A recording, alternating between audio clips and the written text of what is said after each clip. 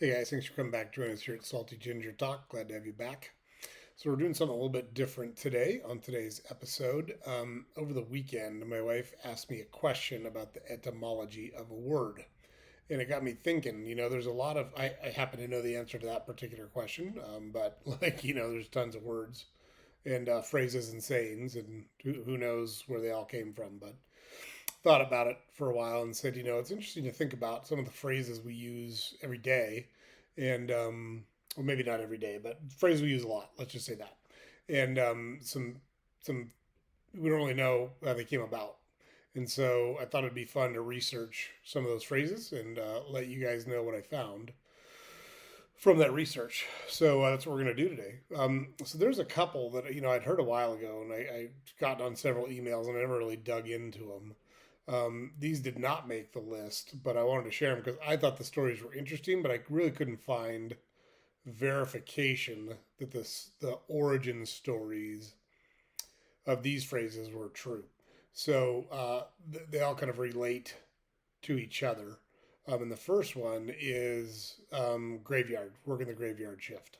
So, there was the email that I saw said someone had to be at the graveyard at night because it was not uncommon for people to be buried alive way back before um, we knew all the stuff we knew now. They used to recycle graves actually. And so when they would recycle graves, they'd dig up the old grave and they would see kind of scratch marks on some of the coffins that they'd put in. And like, holy smoke, somebody was still alive when we buried him, whoever this person was. And so there was a couple things. And the first one is saved by the bell. So the theory went that you tied a string to the deceased finger or wrist or whatever, and if they woke up, there's a string that went up above the ground. The bell was above the ground. If they started moving around, the bell would start ringing, and that would be the sign that hey, somebody's still alive in that grave. We need to get them out. It sounds interesting, but like I couldn't verify that anywhere. So Saved by the Bell seemed to be much easier to verify as a boxing term, whereby you get knocked out or knocked down with 5 seconds left in a round. And because you were only knocked out for 5 seconds while the fight was actually going on, the bell sounds, ends the round, keeps you safe. So that's what I found on Saved by the Bell in the graveyard shift.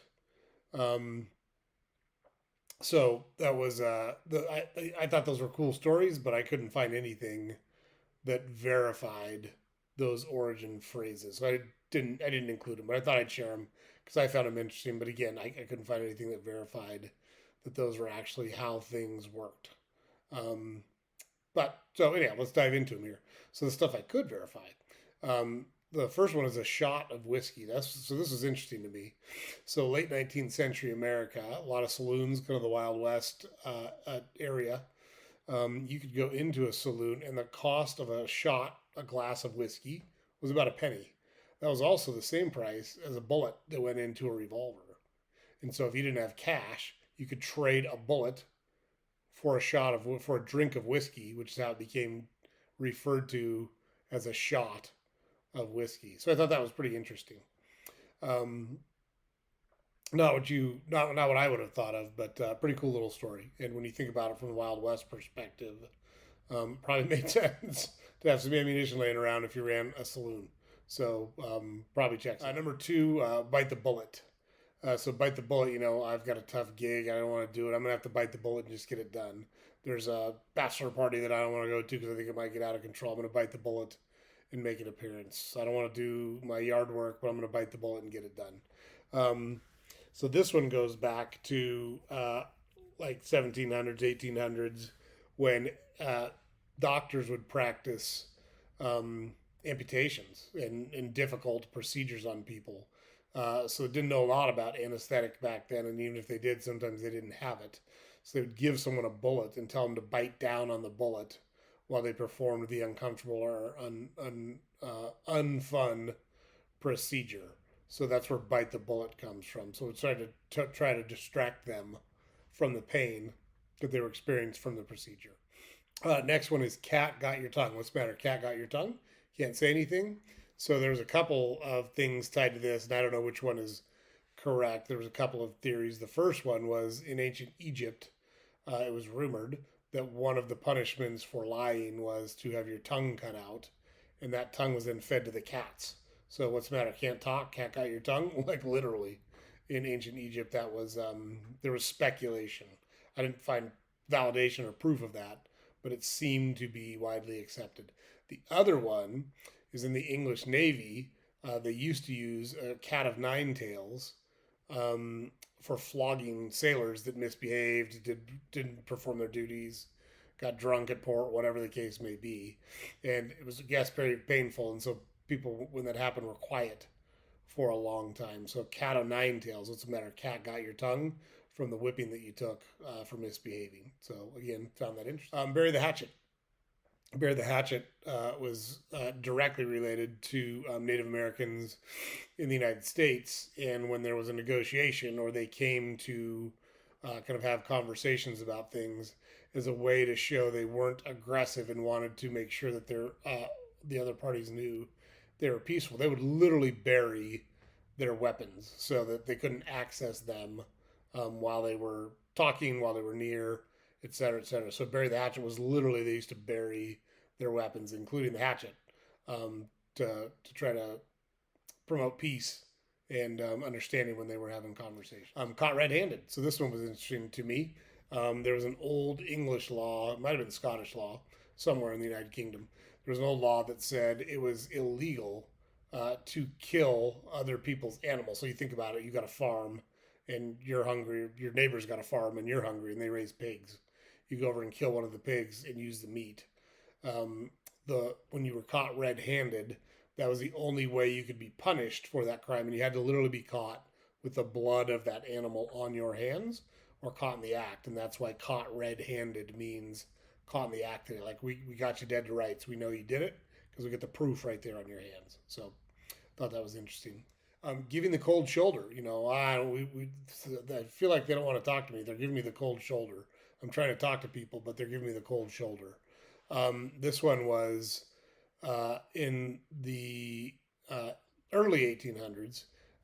You do a feast, you would have a party, you would have guests, whatever, and someone would stay too long. They didn't want to go, they wanted to keep drinking, want to hang out, your house, your castle, whatever the case may be. The polite way to signal that it was time for them to leave was you didn't serve them warm food anymore. You started serving them cold food, like cold pork shoulder, cold beef shoulder, and that was the polite way of saying, "Hey, you've overstayed your welcome. It's time for you to go." And so that's where giving someone the cold shoulder comes from. So thought that was very interesting as well. So I'm much more direct than the cold shoulder. I'll usually tell people, "Hey, hit the bricks. We're done." But anyhow, I thought that was an interesting origin of how that phrase got started. Go the whole 9 yards, or give them the whole 9 yards. This one was interesting as well. So in World War II, the ammunition that went to a machine gun or a gun on a fighter pilot on a warplane was 9 yards long. So if you gave someone or you gave the enemy the whole 9 yards, you would have literally given them everything you had and used all your ammunition in that chain. So that one was pretty cool, I thought. Give them the whole 9 yards. Means when you think about it from that perspective, it really kind of is meaningful. Let your hair down. So when you let your hair down, so back in 1600s, 1700s, almost everybody wore wigs, men and women. And so when you were out in polite society, you got all done up, you did your makeup, you put your wig on, got your best dress on, and out you went. But when you went home, you could get a lot more comfortable and be a lot more casual, including taking your wig off and letting your hair down because you'd put your real hair up to make it fit under the wig. So that was where letting your hair down, like to relax, cut loose, let go. You were not in public anymore. You were in private. You could let your hair down because you didn't have to wear your wig anymore. That one was interesting as well. Relatedly, big wig came from the same time period when people did wear wigs as a show of status. Kind of the bigger your wig, the bigger your hair, the more important you were. And so that's why you hear people talk about the CEO of a company or someone who's very important is referred to as a big wig. So I found that very interesting. Wake. So this one is makes a lot of sense when you think about it. But so back before we knew kind of everything we know about food safety and those kinds of things, it wasn't uncommon for people to get food poisoning, and pretty severe food poisoning to the point it would render them unconscious for days at a time. So you'd be riding down the road and you'd see Jim or Betty laying on the side of the road, unconscious. Seems like they're dead, but you didn't really know back in the day. You want to rush to judgment and have to go through the whole graveyard, saved by the bell whole scenario there, that we talked about earlier. And so you would take them back to their place and you'd lay them on their bed and you would leave them there for several days before you did anything to see if they wake. People would stop by. Hey, is Jim or Betty up yet? Did they come too? You wouldn't know, how it was going. So people would stop by, and that's where wake came from. It literally was, are they going to wake back up or is it over for them? So, pretty cool story there. Barking up the wrong tree. So in the early 1800s in America, hunters would go out, especially at night. They would go out with hounds and they would try to hunt whatever, fox or raccoon or whatever they were hunting. And the dogs would chase that prey into the woods. And a lot of times they would get them to run up a tree. I have a little Irish Terrier, and she's very funny because she'll chase anything she can.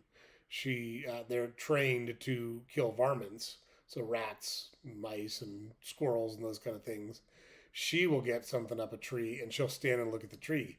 Well, if your hound dog or the dog that you're hunting with is barking and that prey has not gone up that tree, they've made an escape, they've jumped to another tree, whatever, your dog is literally barking up the wrong tree. And so when someone says, hey, I understand what you're saying, but you're barking up the wrong tree, that's not what the solution is. That's not the place we're going to find the answer. I thought that was an interesting story as well. Break the ice. So breaking the ice was a literal term. So back when shipping was much less organized than it is now, and companies and or boats were kind of on their own to navigate their way. A lot of times when they got to the northern passages where there was fear of ice, they would send ships through to see if they could get through and break the ice so that the regular shipment could come through. So nowadays, that's a lot less common. There still are icebreakers, but it's a lot less common. But it did literally originate as breaking the ice in shipping lanes. So hands down, that guy is hands down the best at what he does. That girl is hands down the best at what she does. That's interesting because it came, in my opinion, it was interesting because it came from the horse racing industry in the 1800s. So the theory there was when a jockey was so far ahead that they could win the race without even holding on to the reins, like it was over, they had just boat raced everybody, they could put their hands down and still win the race. They didn't have to hold the reins, they didn't have to whip the horse, they didn't have to do any of the things that they do to try to win those races. And so, hands down, he's going to win the race. He's got it won hands down. So it's a very resounding horse race victory. And that's how that phrase came about. Mad as a Hatter. So I knew this one previously, but I thought it was interesting as well. So back in the day, 1700s, 1800s, the way that they used to make the material for hats, the felt and or the other materials that they used, there was a chemical that had a lot of mercury in it that was part of the process. I think it was called mercury nitrate, if I remember what I read correctly. But it actually made, if you got exposed to it for long periods of time, it had some really bad effects on you. You could get a metallic taste in your mouth, would make you angry, you could hallucinate. And so it seemed like they were going crazy. And they would say, you're as mad as a hatter, because it seems like all those people that make hats are kind of crazy. Well, it turns out they were kind of crazy because they were being poisoned. So that's an interesting one. Pull out all the stops. So this one I did not know. This is very interesting to me. So that phrase actually comes from organs, like a pipe organ. There are stops that control the sound in the pipes. So there's a stop in this one to make it less loud, more loud if the stop's open, whatever the case may be. But if you take out all of the stops, that makes the organ play at its highest decibel level or highest volume level possible. And that's where pull out all the stops it means, hey, give them everything you got, pull out all the stops, no holding back. That's where that phrase comes from. Close, but no cigar. So believe it or not, this actually came from the carnivals. And that was back in the late 19th century. Carnival games were actually designed to attract adults to play those games and try to win those games. And so instead of a stuffed animal or a toy for a prize, which typically is more attractive to a kid, they would give cigars. And so if someone came close to winning the game but didn't win the game, the carney would say, "Hey, you got close, but no cigar." So that's where that phrase came from. I like that one. Put a sock in it. So an unused phrase, in my opinion, it's a good phrase to tell someone to shut their yap. And I think we could use that phrase a lot more these days, just based on how many people want to just run their mouth about stuff. Um, so that came from the 19th century as well. So phonographs, when they were invented, didn't have a volume control. So they played at one noise level. So let's say the kids were asleep and you wanted to listen to something on your phonograph. What people would do is take woolen socks and put a sock into the horn where the sound came out of the phonograph. And that's where the phrase "put a sock in it" comes from, to literally keep it more quiet, try to control the volume. Rule of thumb. So this one was interesting. All the feminists out there probably won't find this one nearly as interesting, but there was a 17th century law in England that said, hey, it's okay if you beat your spouse with a stick, so long as that stick is not any wider than your thumb, the husband's thumb. So the rule of thumb was, as long as that stick is less in diameter than your thumb, you're good. You can just go ahead and beat your wife with it. So, yikes! I think that one's a good one. Glad it's been retired. But I did find it interesting that was where that phrase came from. And then the last one I had was "Don't throw the baby out with the bathwater." And I actually knew about this one as well. But when you think back, 16th century, 17th century, there wasn't running water. It was hard to find bathroom facilities or showering facilities. So people did not bathe very often. A lot of families only bathed once a year. So it's kind of a big deal to take a bath. So people would find water, boil it, and then everyone in the house would use that same water because it was kind of a process to get all that done. So it was typically the men that bathed first, then the women, then the children. And the children were typically done from oldest to youngest. So the baby, if you had a baby, that was the last person to be given a bath in this water. Well, by the time that baby was bathed, they were so bad. The water was so dirty from all the months of grime that had come off of other people. It was easy to lose the baby. You couldn't see the baby in the bathwater. So when you're going to throw the bathwater out, you want to make sure you got the baby. Don't throw the baby out with the bathwater. So again, another interesting phrase, I thought. So there you have it. Doing something a little different today, a little lighthearted. I enjoy kind of that history and learning about those things, and I thought I would share some of those with you guys. Don't forget. Remember, especially if you're on YouTube, to like and subscribe to our channel. Would really help us and expand our reach, which we would appreciate. You can also go to our website, saltygingertalk.com. You can check out all of our podcast episodes on there.